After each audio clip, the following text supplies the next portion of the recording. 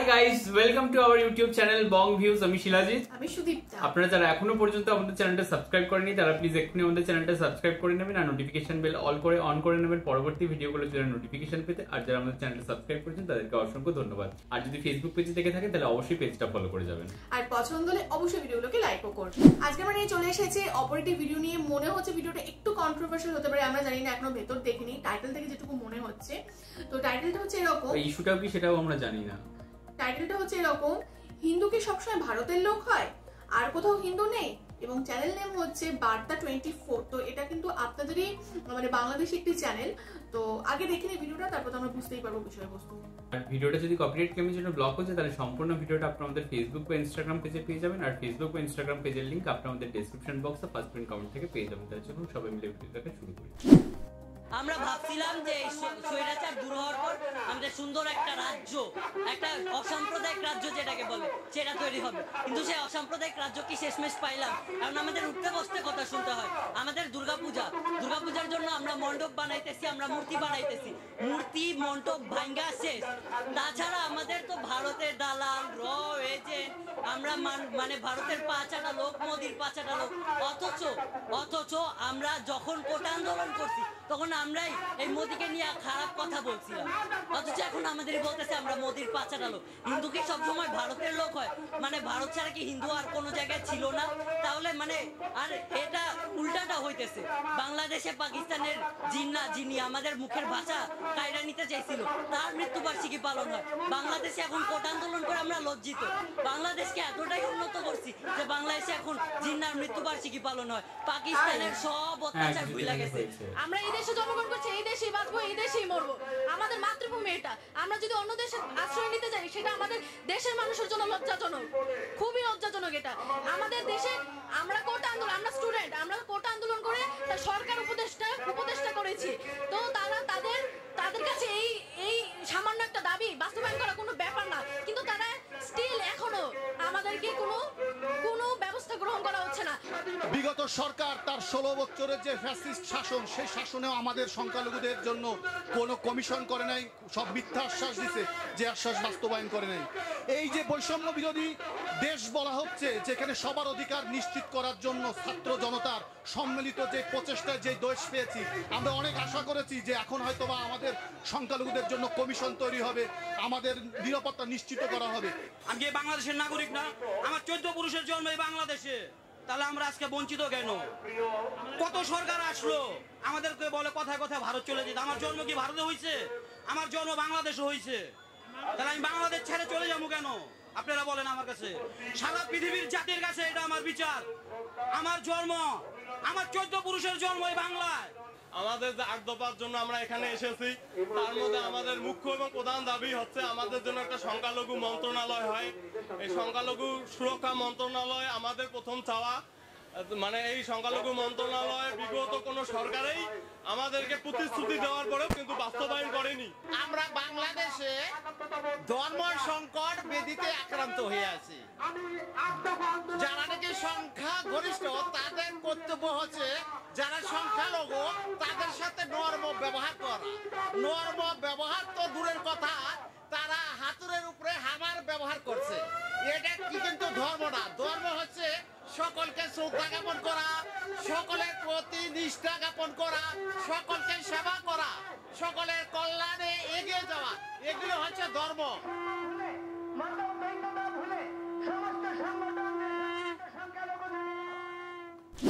দেখলাম হচ্ছে ভিডিওটা, এবং এখানে সবটা আমরা বোঝার চেষ্টা করি। স্পেশালি সনাতনী ভাই বোনেরা বা বয়োজ্যেষ্ঠ মানুষেরা সবাই একসাথে আন্দোলনে নেমেছেন, এবং তাদের যে দাবি, সেটা মেইন যেটা দাবি, যেটা বুঝতে পারলাম যে সংখ্যালঘুদের জন্য কোনো আলাদা কোনো কমিশন নেই বা কোনো কনস্টিটিউশনে আলাদা কোনো পার্ট নেই, যার জন্য কোনো মন্ত্রণালয় নেই, যার জন্য সঠিকভাবে বিচার ব্যবস্থা বা একটা সেফটি বা তাদের দাবি দাওয়াগুলো কোথাও একটা যে আলোচনা হবে, এইরকম সেই জায়গাটা নেই। বাট আমার একটা প্রশ্ন হচ্ছে, এই হঠাৎ করে আন্দোলন শুরুটা হলো কেন? মানে মানে কি এমন ঘটে গেল বাংলাদেশে যে যার জন্য তারা এরকম মানে আমার মনে হয় দুর্গাপুজোকে কেন্দ্র করে, কারণ কিছু কিছু জায়গায় দেখছিলাম প্রতিমার কিছু, এবার জানি না এটা ফেক নিউজ কি কিছু জানি না, কিছু কিছু জায়গায় প্রতিমা ভাঙা হয়েছে বা গন্ডগোল হয়েছে, এরকম কিছু একটা হয়েছে এবং এখানে দুর্গাপুজোর ছুটিরও দাবি দেওয়া করা হয়েছে। যেটুকু আমার মনে হলো যে হয়তো যে ছুটিটা এত বছর তারা পেয়ে আসতো বা হয়তো দুর্গাপুজো অতদিন ছুটি দেওয়া হবে না, এইখান থেকে হয়তো সূত্রপাত দেন সবটা মিলিয়ে হয়তো কিছু না কিছু হয়েছে, মানে এটা আমার নিজস্ব ধারণা, এবার আপনারা বাকিটা জানাবেন। তো এখানে ব্যাপারটা হলো প্রথম কথা তো এই যে সংখ্যালঘু সংখ্যাগুরু এই যে ব্যাপারটা না, এটাই একটা দেশের জন্য বোধহয় মেইন প্রতিবন্ধকতা সৃষ্টি করে, কারণ যখন আমরা নিজেকে সংখ্যালঘু মনে করি বা সংখ্যাগুরু মনে করি তখনই একটা ব্যারিয়ার চলে আসে, নাকি যদি নিজেদের ইন্ডিয়ান নিজেদের বাংলাদেশি বলে মনে করব সেটাই কোথাও গিয়ে ঐক্যের বাণী ছড়ায়। তো সেটা আগে ভাবতে হবে ওটা আমার দেশ, ওটা ওর দেশ, বা ওটা ওর দেশ না, শুধু আমার একার দেশ। মানে সংখ্যাগুরুকেও ভাবতে হবে যে এটা আমাদের সংখ্যাগুরুর সাথে সাথে সংখ্যালঘুদেরও দেশ, এবং সংখ্যালঘুকেও ভাবতে হবে যে এটা সংখ্যাগুরুর সাথে আমাদেরও দেশ, তাদের যতটা অধিকার, হ্যাঁ মানে আমারও ততটা অধিকার, মানে আমরা হিন্দু বলে আমরা সংখ্যালঘু, সে মুসলিম বলে আমরা সংখ্যাগুরু, এই ধরনের ভেদাভেদ থাকলে হয়তো সমাজ কখনোই হবে না। এক্স্যাক্টলি। এবং এখানে যে কিছু কিছু কথা বলা হলো যে আমি দেখছিলাম দুর্গাপুজোর 5 দিন ছুটির দাবি, বা দুর্গাপুজোর যে মানে হিন্দু ফেস্টিভ্যালেও মেন যে ছুটির দাবিগুলো এগুলো করা হয়েছে, তো এগুলো আমার খুব একটা অন্যায্য লাগেনি। তবে একটা যেটা খুব অদ্ভুত লাগলো যে জিন্নার মানে বার্থডে সেলিব্রেশন মানে এটা করা হয়েছে, এটা খুব অদ্ভুত লাগলো। মানে এবং জাতির জনক বলে আর কি সেখানে বার্থডে সেলিব্রেট করা হয়েছিল কোথাও কি, আর সেখানে আই থিংক পাকিস্তান হাই কমিশনের যে প্রধান তিনি মনে উপস্থিত ছিলেন ওই অনুষ্ঠানে। মানে যার জন্য দেশভাগ হলো, যার জন্য সবকিছু হলো, বা দেশভাগের পর মানে বাংলাদেশিরাও তো উর্দু ভাষা নিয়ে অনেক সমস্যার সম্মুখীন হয়েছে, ইকোনমিক্যাল তো আমি ছেড়েই দিলাম। তো মানে এটা সত্যি খুব অদ্ভুত লাগলো বিষয়টা। আর এই যে একটা কনসেপ্ট কোথাও গিয়ে তারা যে, আমি জানি না এটা কতটা সত্যি সত্যি হিন্দু ভাই বোনরা বাংলাদেশ এটা ফেস করে, বাট মোদির পাচাটা, ভারত চাটা, ভারতের বন্ধু, যদি এইগুলো বলে থাকা হয় তো সেটাও একটা মানে একটু অদ্ভুত লাগলো। কারণ হিন্দু মানে যে ভারতীয় সাপোর্ট হবে এরকম তো না, আমাদের দেশে প্রত্যেকে মানে যত মুসলিম রয়েছে তারা কিন্তু সবাই ভারতীয় এবং তারা ভারতকেই সাপোর্ট করে, পাকিস্তানে কিন্তু তারা নয়। তো সেরকম ভাবে বাংলাদেশে মানে বাংলাদেশে যারা হিন্দু রয়েছে তারা কিন্তু খুব ভারতীয় না, তারা বাংলাদেশকেই সাপোর্ট করে এবং বাংলাদেশকেই ভালোবাসে, বাংলাদেশকে নিজের দেশ হিসেবে মানে। তো যদি আমি জানি না এরকম সত্যি ফেস করে কিনা, বা হয়তো কেউ কেউ হয়তো ফেস করে বা কিছু, তো এটা কিন্তু খুব অনুচিত আমার মনে হলো।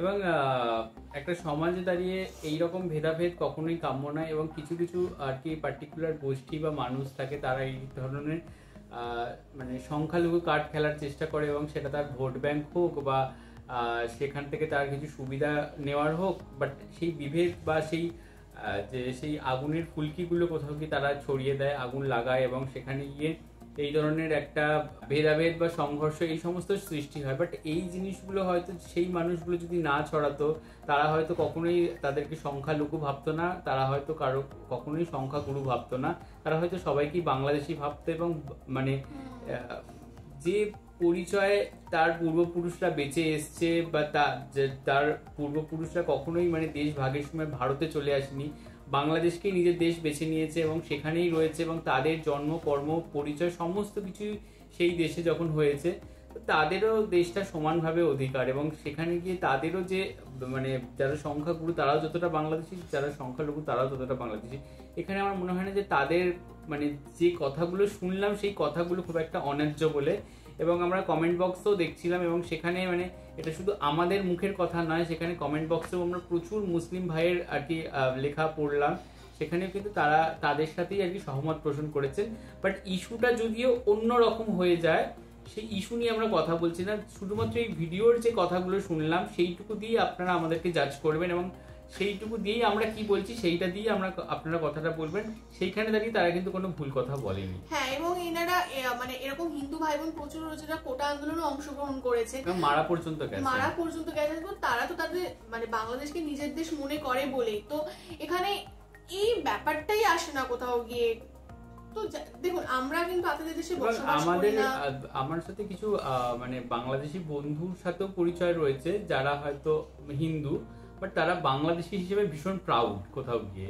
তো তারা তাদেরকে দেশকে প্রাণের থেকেও বেশি ভালোবাসে। তো মানে তাদের মুখ থেকে যদি এই ধরনের কথা শুনতে হয়, এটা কোথাও গিয়ে হার্টফুল। এক্স্যাক্টলি। তো মানে এই জিনিসটার ভাবনাটাই যেন না আসে যে আমরা তো ওদের দেশে আছি বা আমরা তো ওদের দেশে আশ্রিত বা আশ্রিতা, এই জিনিসটা না খুব ভয়ঙ্কর। এই বিভেদটাই যেন না আসে, এটা আমাদের সবাইকে খেয়াল রাখতে হবে। আমরা আমাদের দেশেও যেন মনে করবো আমাদের দেশে যারা মাইনরিটি রয়েছে তাদের মধ্যে যেন এই ব্যাপারটা না আসে, তারা প্রত্যেকে ভারতীয় এবং যতটা আমার নিজের দেশ তারাও যেন এটাকে নিজের দেশই মনে করে। এবং বাংলাদেশ বলুন, পাকিস্তান বলুন, আফগানিস্তান বলুন, হোয়াটএভার পৃথিবীর যে কোণে যা যা দেশ রয়েছে প্রত্যেকে, সেটা মেজরিটি হোক মাইনরিটি হোক, প্রত্যেকের সেই দেশটা তার নিজের দেশ হিসেবেই মনে করে। আর যে দেশে জন্মগ্রহণ করছে সেই দেশটাই তার, এবং এটাই শেষ কথা। এবং এখানে যেটা টাইটেল ছিল যে আমি মানে হিন্দু বলেই যে আমি ভারতীয় তা কিন্তু নয়, এটা কিন্তু একদমই নয়। এবং মানে কেউ যদি আমেরিকাতে জন্মে থাকে হিন্দু হিসাবে, তাহলে সে কিন্তু আমেরিকানই, মানে সে কিন্তু ভারতীয় নয়। তো সেটা বুঝতে হবে মানুষকে।